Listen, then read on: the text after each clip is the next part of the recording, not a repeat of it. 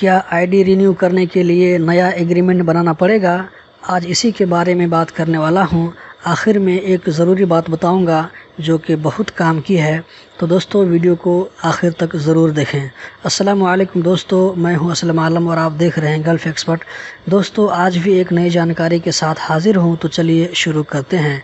ID renew करने के time में नया एग्रीमेंट बनाना ज़रूरी नहीं है, बल्कि एक मरतबा जो एग्रीमेंट बना लिया है उसी का रूल और रेगुलेशन हमेशा चलता रहेगा।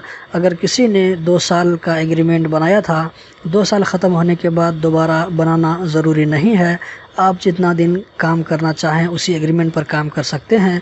जब मर्ज़ी होगी आप अपनी मर्ज़ी से दूसरी जगह चेंज ले सकते हैं, लेकिन एग्रीमेंट के एक्सपायर होने के बाद आप जैसे ही दूसरी एग्रीमेंट बनाएंगे तो पुराना एग्रीमेंट का रूल ख़त्म हो जाएगा और अब नया एग्रीमेंट का रूल यानी टर्म और कंडीशन लागू होगा।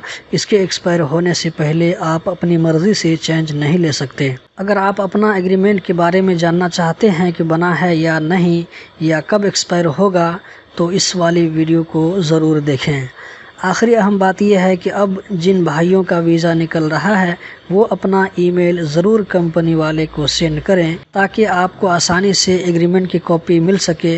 होता यह है कि वीज़ा इशू होने के बाद जब अंडर आउटसाइड टेस्टिंग प्रोसेस में जाता है और जब कंपनी वाला किसी का मेडिकल का डेट लेने लगता है तो वहाँ पर वर्कर का मोबाइल और ईमेल पूछा जाता है, जो कि आपका ईमेल और आपके मुल्क का मोबाइल नंबर होगा। और दूसरी चीज़, कंपनी का ईमेल और मोबाइल नंबर पूछा जाता है। अगर आपने अपना ईमेल दे दिया है तो वीज़ा प्रिंट करने के बाद एग्रीमेंट की एक कॉपी आपके ईमेल में ऑटोमेटिक सेंड हो जाएगी।